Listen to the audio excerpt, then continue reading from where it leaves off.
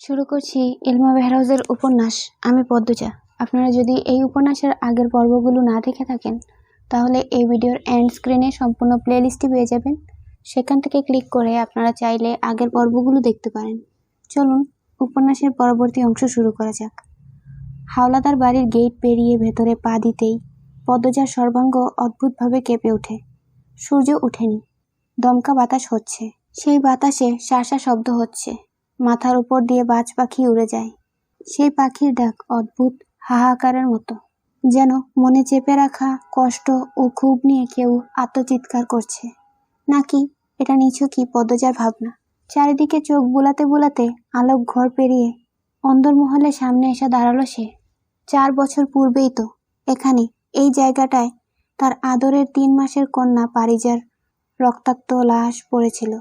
পদ্মজার বুক কেমন করে উঠল। বুকে হাত রেখে দাঁড়িয়ে পড়ে আমির উদ্বিগ্ন হয়ে প্রশ্ন করল, খারাপ লাগছে? পদ্মজা স্বাভাবিক হয়ে বলল, না। থামল, নিঃশ্বাস নিল, এরপর বলল, পূর্ণাকে দেখুন কেমন পাগল। আমির সামনে তাকালো।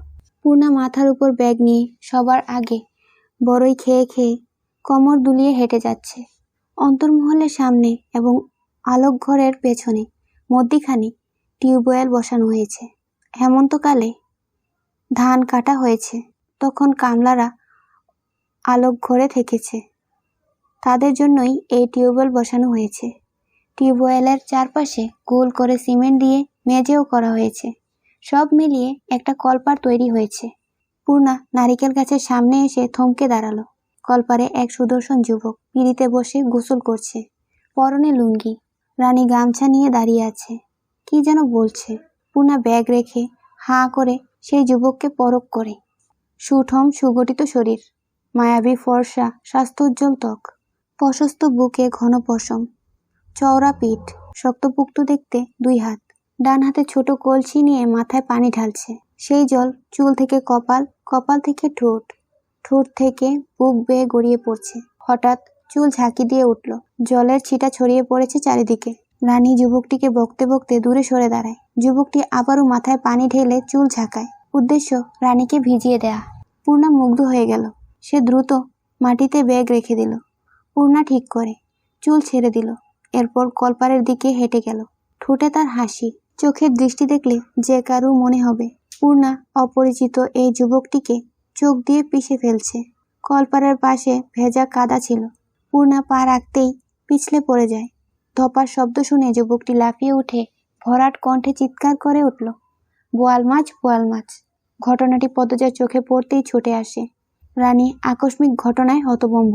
সে পূর্ণাকে তুলতে দৌড়ে আসতে গিয়ে শাড়ির সাথে পা প্যাচ লাগিয়ে পূর্ণার চেয়ে ঠিক 1 হাত দূরে ধপাস করে পড়ল। এ যেন ধপাস করে পড়ার প্রতিযোগিতা শুরু হয়েছে। যুবকটি হাসবে নাকি সাহায্য করবে বুঝে উঠতে পারছে না।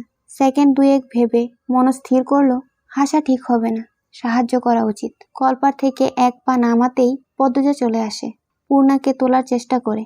যুবকটি রানীকে সাহায্য করে ওঠার জন্য। পদ্মজা উদ্বিগ্ন হয়ে পূর্ণাকে প্রশ্ন করল, খুব ব্যথা পেয়েছিস? পূর্ণার মুখ ঢেকে আছে রেশমি ঘন চুলে। আর চোখে একবার যুবকটিকে দেখল, তারপর মিনমিনিয়ে বলল, না। ফরিনা ছুটে এসে বলল, এটা কেমনে হইল? এ সেরি এমনে আইলো কেন? ও সেরি, কোন হানে দুঃখ পাইছো? পূর্ণা নরম কণ্ঠে বলল, চাচি, ব্যথা পাইনি। পাওনি মানে কি? সোজা হয়ে দাঁড়াতে পারছো না? পদ্মজা, ওকে নিয়ে যাও। কাদা মেখে কি অবস্থা, বলল আমির। রানী পদ্মজা আর আমিরকে দেখে প্রচন্ড অবাক হয়েছে। খুশিতে তার কাঁদতে ইচ্ছে হচ্ছে। আমিরের পা ছুঁয়ে সালাম করে বলল, দা ভাই, তুমি আইসো? পদ্মজা, এতদিনে আমরারে মনে পড়ছে? পদ্মজা মৃদু হেসে বলল, তোমাকে সবসময় মনে পড়ে আপা। আমরা পরে অনেক গল্প করব। পূর্ণাকে নিয়ে এখন ভেতরে যাই। পদ্মজা এবং ফরিনা পূর্ণাকে ধরে ধরে অন্দরমহলে নিয়ে গেল। পিছু পিছু রানীও গেল। যুবকটি আমিরের সামনে এসে দাঁড়ালো, হেসে বলল, আসসালামু আলাইকুম আমির ভাই, চিনতে পারতেছেন? আমির যুবকটিকে চেনার চেষ্টা করলো, এরপর বলল, মৃদুল না? আমিরের হাসি প্রশস্ত হলো। মৃদুলের সাথে করমর্দন করে বলল, সেই ছোটবেলায় দেখেছি। কত বড় হয়ে গেছিস, চেনাই যাচ্ছে না। আমার ঠিক আপনারে মনে আছে। আমির মৃদুলের বাহুতে আলতো করে থাপ্পড় দিয়ে বলল, ছোটবেলা তো তুমি করে বলতি, এখন আপনি আপনি বলছিস কেন? মৃদুল 1 হাতে ঘাড় ম্যাসাজ করে হাসলো, এরপর বলল, 16-17 বছর পর দেখা হয়েছে তো। তো কি হয়েছে? তুমি বলে সম্বোধন করবি। গোসল করছিলি নাকি? জি। কাপড় পাল্টে আয়, অনেক আলাপ হবে। আচ্ছা ভাই। আমির নারিকেল গাছের পাশে তাদের ব্যাগ দেখতে পেল। এগিয়ে গিয়ে ব্যাগটি নিল। এরপর অন্তর্মহলের দিকে গেল।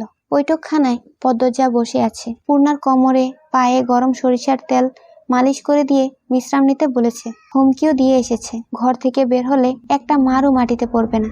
পূর্ণার মুখ দেখে মনে হয়েছে আর বের হওয়ার সাহস করবে না। বেশ জোরেই পড়েছিল, পা কোমর লাল হয়ে গেছে। এই বাড়িটা মৃতপ্রায়। আগে তাও মানুষ আছে বলে মনে হতো, এখন মনেই হয় না এই বাড়িতে কেউ আছে। নির্জীব, স্তব্ধ। রান্নাঘর থেকে বেশ কিছুক্ষণ পর পর টুংটাং শব্দ আসছে। ফরিনা এবং আমিনা তাড়াহুড়া করে রান্না করছেন।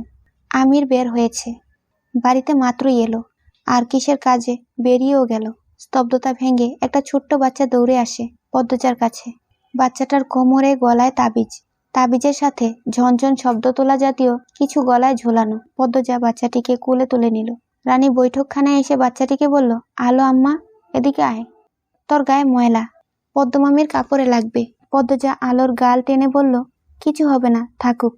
এরপর আলোর গালে চুমু দিল। আলোর 2 বছর। রানীর মেয়ে হয়েছে শুনেছিল পদ্মজা, কিন্তু আসতে পারিনি দেখতে। এবারই প্রথম দেখা। পদ্মজা বলল, আলো ভাগ্যবতী হবে, দেখতে বাপের মতো হয়েছে। বাপের মতো হয়েছে কথাটি শুনে রানীর মুখ কালো হয়ে যায়। তার প্রথম বাচ্চা মারা যাওয়ার 1 বছরের মাথায় সমাজের নিন্দা থেকে বাঁচতে খলিল হাওলাদার রানীর জন্য পাত্র খুঁজতে থাকলেন, কিন্তু কেউই রানীকে বিয়ে করতে চায় না। সবাই জেনে গিয়েছিল রানী অবৈধ সন্তান জন্ম দিয়েছে। এরপর বাচ্চাটা মারাও গেল। কোনো পরিবার রানীকে ঘরের বউ করতে চাইছিল না। এদিকে বিয়ে দিতে না পেরে সমাজের তোপে আরো বেশি পড়তে হচ্ছিল। খলিল হাওলাদার পিতা হয়ে রানীকে ফাঁস লাগিয়ে মারতে চেয়েছিলেন। তখন মজিদ হাওলাদার মদনকে ধরে আনলেন। মদন মগার বাবা মা নেই। 2 ভাই এই বাড়িতেই ছোট থেকে আছে। এই বাড়ির সেবার কাজে নিযুক্ত। বাধ্য হয়ে মদনের সাথে বাড়ির মেয়ের বিয়ে দিতে হয়। মদন কামলা থেকে ঘরের জামাই হয়। রানী মন থেকে মদনকে আজও মেনে নিতে পারেনি, কখনো পারবেও না। ঘৃণা হয় তার। মাঝে মাঝে আলোকেও তার সহ্য হয় না। আলোর মুখটা দেখলে মনে হয় এই মেয়ে মদনের মেয়ে, কামলার মেয়ে। আলো আধো আধো স্বরে বলল, নান্না, নান্না। পদ্মজা আদুরে কণ্ঠে বলল, নানুর কাছে যাবে? আলো পদ্মজার কোল থেকে নামতে চাইল। পদ্মজা নামিয়ে দিল। আলো দৌড়ে রান্নাঘরে যায়। রানী বলল, আম্মার জন্য পাগল এই সেরি, সারা বেলা আম্মার লগে লেপটাইয়া থাকে। তুমি নাকি আলোকে মারধর করো? রানী চমকালো, প্রশ্ন করল, কেলা কইছে? শুনেছি। আলো একটা নিষ্পাপ পবিত্র ফুল, ওর কি দোষ? রানী চুপ করে রইল। পদ্মজা বলল, সব রাগ এইটুকু বাচ্চার উপর ঝাড়া ঠিক না আপা। আমার কষ্টটা বুঝবা না পদ্মজা? বুঝি, এতটা অবুঝ না আমি। আলো মদন ভাইয়ের মেয়ে, এটা ঠিক, কিন্তু তোমারও তো মেয়ে, তোমার গর্বে ছিল, তোমার রক্ত খেয়েছে 10 মাস। আমি কি আমার শরীরে ভালোবাসি না? বাসি, মাঝে মাঝে খুব রাগ হয়। জানো পদ্মজা, আব্দুল ভাইয়ের কথা মনে হইলে আমার সব অসহ্য লাগে। একলা একলা কান্দি। তখন আলো কানলে আমি ওরে 1-2টা থাপ্পড় মারি। পরে আফসোস হয়, কেন মারলাম আমার সেরিডারে। ও তো আমারই অংশ। নিজেকে নিয়ন্ত্রণ করার চেষ্টা করো। নিয়তির উপর কারো হাত নেই। অতীত ভুলতে বলবো না, কিছু অতীত ভোলা যায় না, কিন্তু চাইলেই পরিস্থিতির সাথে মানিয়ে বাঁচা যায়। নিজেকে মানিয়ে নাও। আলোর প্রতি যত্নশীল হও। মানুষের মতো মানুষ করো। একটা মেয়েকে নিয়ে সমাজে বাঁচা যুদ্ধের মতো। গোড়া থেকে খেয়াল দাও। তোমার কথা শুনলে বাঁচবার ইচ্ছা পাই পদ্মজা। পদ্মজা হাসল। বৈঠকখানায় আমির এসে প্রবেশ করল। তার পিছু পিছু মৃদুল। মৃদুলকে দেখে রানী হাসল। পদ্মজাকে দেখিয়ে বলল, এই যে, এইটা হইছে পদ্মজা, তোর ভাবি। মৃদুল পদ্মজাকে সালাম করার জন্য ঝুঁকতেই পদ্মজা বলল, না না, কোনো দরকার নেই, বসুন আপনি। মৃদুল বসল। এরপর পদ্মজাকে বলল, আপনার কথা অনেক শুনছি, আজ দেখবার সৌভাগ্য হলো। আমির পদ্মজাকে বলল, ওর নাম মৃদুল, রানীর মামাতো ভাই। ছোটবেলায় আমাদের বাড়িতে কয়দিন পর পর আসতো। যখন 8-9 বছর তখন দূরে চলে যায়। আর দেখা হয়নি। চাইলেই দেখা হতো, কেউ চায়নি, তাই দেখাও হয়নি। কোথায় থাকেন? জানতে চাইল পদ্মজা। জি ভাবি, রামপুরা। রামপুরার কথা পদ্মজা শুনেছে। তাদের জেলার শহর এলাকার নাম রামপুরা। সবাই চিনে এই এলাকা। ছেলেটার চেহারা উজ্জ্বল চকচকে, হাসি খুশি।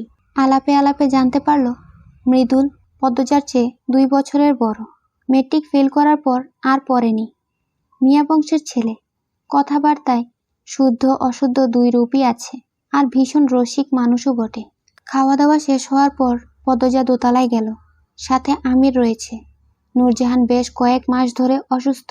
শরীরের জায়গায় জায়গায় ঘা, চামড়া থেকে দুর্গন্ধ বের হয়। সারাক্ষণ যন্ত্রণায় আর্তনাদ করেন। নূরজাহানের ঘরে ঢুকতেই নাকে গন্ধ লাগে।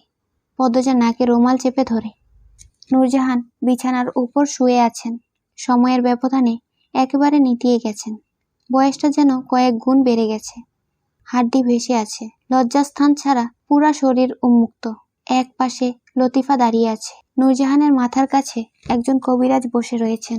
একটা কৌটা থেকে সবুজ দেখতে তরল কিছু নূরজাহানের ক্ষতস্থানে লাগাচ্ছেন। পদ্মজা নূরজাহানের বাম পাশে গিয়ে দাঁড়ালো। নাক থেকে রুমাল সরিয়ে দুর্গন্ধের সাথে মানিয়ে নেওয়ার চেষ্টা করলো। ডাকলো, দাদু, দাদু শুনছেন? নূরজাহান ধীরে ধীরে চোখ খুললেন। পদ্মজা প্রশ্ন করলো, খুব কষ্ট হয়? কোথায় কোথায় বেশি যন্ত্রণা হয়?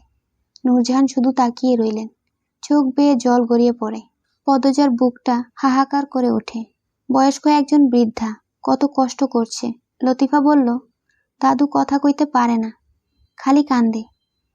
নূরজাহানের অসহায় চাহনি দেখে পদ্মজার চোখ দুটো ছলছল করে উঠল।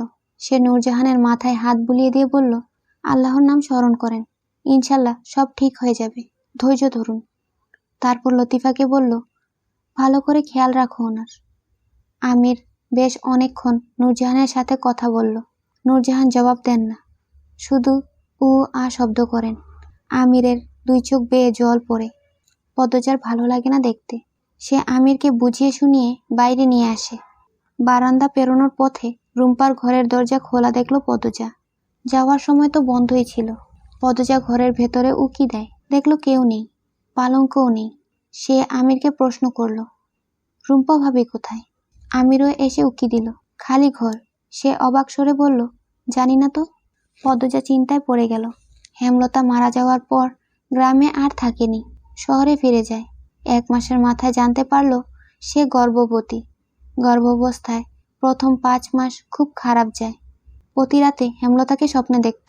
6 মাসের শুরুতে ফরিনা নিয়ে আসেন গ্রামে। এ সময় পদ্মজার একজন মানুষ দরকার, কাছের মানুষদের দরকার, তাই আমিরও নিষেধ করেনি। তার মধ্যে আবার মারা গেলেন মোর্শেদ। পদ্মজা আরও ভেঙে পড়ে। কাছের মানুষদের সহযোগিতায় বাচ্চার কথা ভেবে নিজেকে শক্ত রাখার চেষ্টা করে, সফলও হয়। তখন পদ্মজা অনেকবার চেষ্টা করেছে রুম্পার সাথে দেখা করার।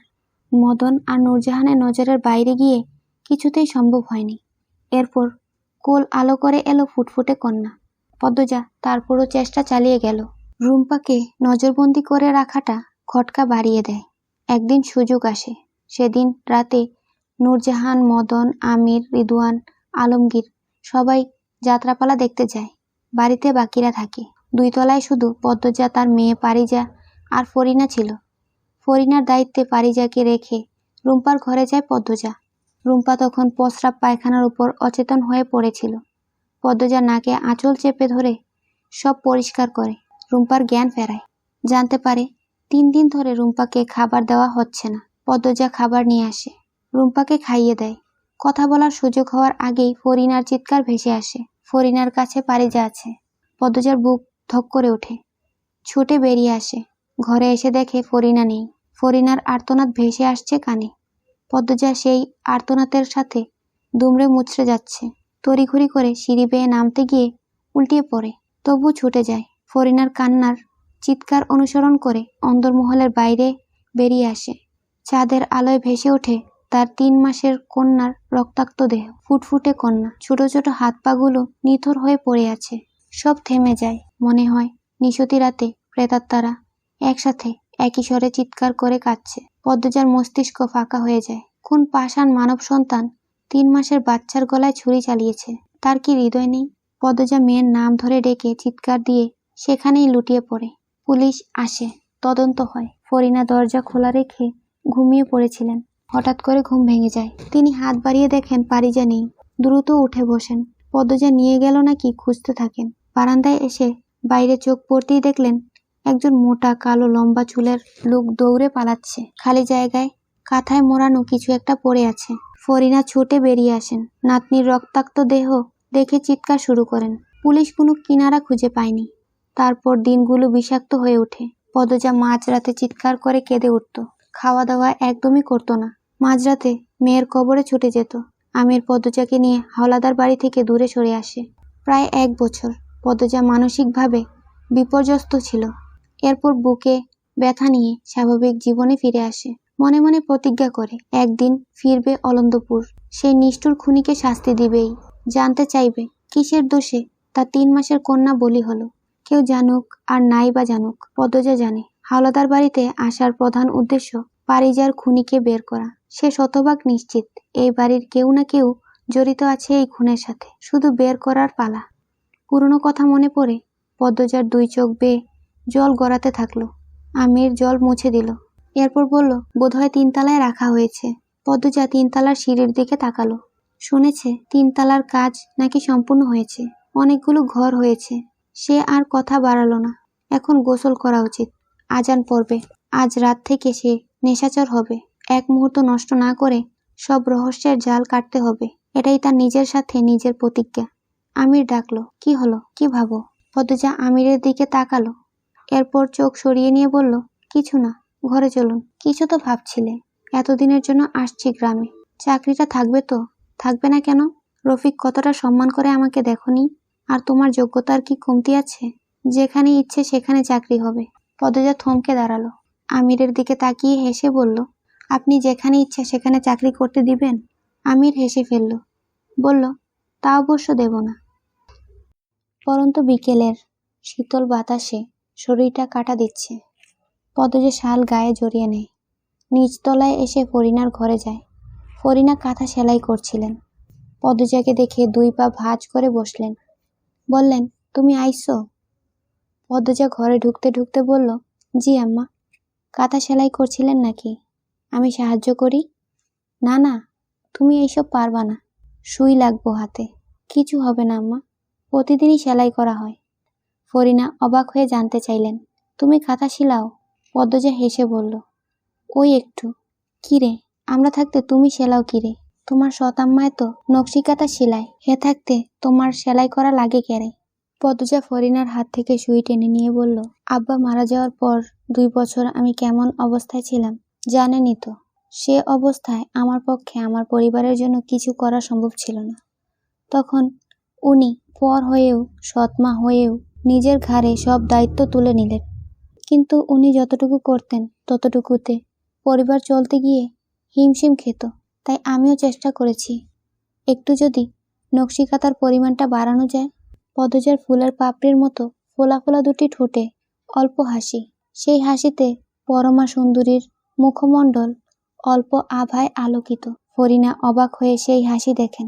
মন দিয়ে কাঁথায় ফুল তুলছে পদ্মজা। দাঁত দিয়ে সুতা কেটে ফরিনার দিকে তাকালো সে। পদ্মজার নিখুঁত চোখ নাক। ফরিনা তাকিয়েই আছেন। পদ্মজা ডাকল, আম্মা। ফরিনার সম্বিত ফিরল। তিনি প্রশ্ন করলেন, তুমি নাকি শহরে কাম করো? পদ্মজা হাসল। বলল, করা হয়। প্রেমা প্রান্ত দুজনই পড়াশোনা করে। লেখাপড়ার কত খরচ। আর পূর্ণা তো লেখাপড়ার চেয়ে বেশি খরচ করে ফেলে শাড়ি অলংকার কিনতে গিয়ে। আম্মা নেই, বাধা দিতে কষ্ট হয়। আর উনি নিজের সব সঞ্চয় উজাড় করে দেন আমার 3 ভাই বোনকে। টাকা তো থাকে না, তাই চাকরি নিতে হলো। 2 বোনকে বিয়ে দিতে হবে না? আমার তো ফরজ কাজ বাকি, তার জন্য টাকা জমাতে হচ্ছে। আর ওনার নকশি কাঁথার টাকার সাথে বেতনের কিছুটা অংশ মিলিয়ে পাঠিয়ে দিই। বেশ ভালোই চলছে। উনি আছেন বলেই আমার মাথার উপরে চাপটা কমেছে। বাসন্তী অনেক ভালা। আমি হের চেয়ে 4 বছরের বড়। মেলা সম্মান করে আমারে। আচ্ছা, আমির তোমারে বাইরে কাম করতে দিছে? এই প্রশ্নে পদ্মজা কপাল চাপড়ে বলল, আর বলবেন না আম্মা, কি যে যুদ্ধ করতে হয়েছে। শেষমেশ রাজি হয়েছেন। কিন্তু ওনার অফিসে নাকি চাকরি করতে হবে। ওনার অফিসে চাকরি নিলে উনি আমাকে কোনো কাজ করতে দিতেন, টাকা ঠিকই মাস শেষে দিতেন। ঘুরে ফিরে স্বামীর টাকায় বাপের বাড়ি খায় কথাটা আত্মসম্মানের সাথে লেগে যেত। এ নিয়ে 3 দিন আমাদের ঝগড়া ছিল। আলাদা থেকেছি, কেউ কারোর সাথে কথা বলিনি। ফরিনা বেশ আগ্রহ পাচ্ছেন, উৎসুক হয়ে জানতে চাইলেন এরপরে কি হলো, কাম করতে দিছে কেমনে। এরপর 3 দিন পরে এসে বলল চাকরি পেয়েছে একটা, 6 ঘন্টা কাজ, হিসাব রক্ষকের পদ, বেতন ভালো। জানেন আম্মা, আমি ভীষণ অবাক হয়েছি। এত কম সময়ে চাকরি আর বেতনও তুলনায় বেশি। এরপর জানতে পারি ওনার পরিচিত একজনের অফিসে চাকরির বন্দোবস্ত উনিই করেছেন। উনি চান না আমি বেশি সময় বাইরে থাকি, আবার জেদ ধরেও বসেছিলাম। এভাবেই সব ঠিক হয় ইনশাল্লাহ আম্মা। পূর্ণার বিয়েটা ধুমধামে হয়ে যাবে। প্রেমার তো দেরি আছে, অনেক পড়বেও। ফরিনা পদজার মাথায় হাত বুলিয়ে দিলেন, এরপর বললেন আল্লাহ 1000 বছর বাঁচাইয়া রাখুক। আম্মা, রুম্পা ভাবি কি 3 তলায়? হ, আজ দেখতে যাব ভাবছি। চাবি কার কাছে? ফরিনা মুখ গুমট করে বললেন এই ঘরে যাওয়ানোর দরকার নেই, রিদওয়ান চাবি দিব না। ওরা আর আমরারে দাম দেয় না, যেমনি ইচ্ছা চলে। দিবে না মানে কি? আপনি গুরুজন, আপনাকে দিতে বাধ্য। চাইছিলাম একবার, যা ইচ্ছা কইয়া দিছে। ফরিনার মুখে আধার নেমে আসে। তিনি নির্বিকার ভঙ্গিতে আবার বললেন চাবি চাওনের লাইগা রিদওয়ান হের আম্মারেও মারছে। পদ্মজার চোখ দুটি বড় বড় হয়ে যায়। সে কি মায়ের গায়ে হাত তুলেছে? ফরিনা কাঁথা সেলাই করতে করতে বললেন নিজের মা আর কই থাইক্কা, এই সারার মাথা খারাপ, অমানুষ। বাড়ির অন্যরা কিছু বলেনি? অন্যরা কারা? আব্বা, চাচা, বড় ভাই কেউ কিছু বলেনি? বাকিদের কথা জানি না। তোমার শ্বশুর তো নিজেই শুকুনের বাচ্চা। পদ্মজা চমকে তাকালো। ফরিনাও চকিতে চোখ তুলে তাকান। তিনি মুখ ফসকে বলে ফেলেছেন। দুজন দুজনের দিকে অনেকক্ষণ তাকিয়ে রইল। পদ্মজা প্রশ্ন করার আগে ফরিনা বললেন পূর্ণা গাছে উঠছে, সকালে আচারটা খাইলো, বিকাল হইতেই গাছে উঠে গেছে। সেরিডারে কয়টা মাইর দিও। পদ্মজা স্পষ্ট বুঝতে পেরেছে তার শাশুড়ি আগের কথাটা ধামাচাপা দেওয়ার চেষ্টা করছে। সে আগ বাড়িয়ে কথা বলতে পারল না। মৃদু কণ্ঠে বলল আমি আসি আম্মা। যাও। পদ্মজা দরজা অবধি এসে ফিরে তাকালো।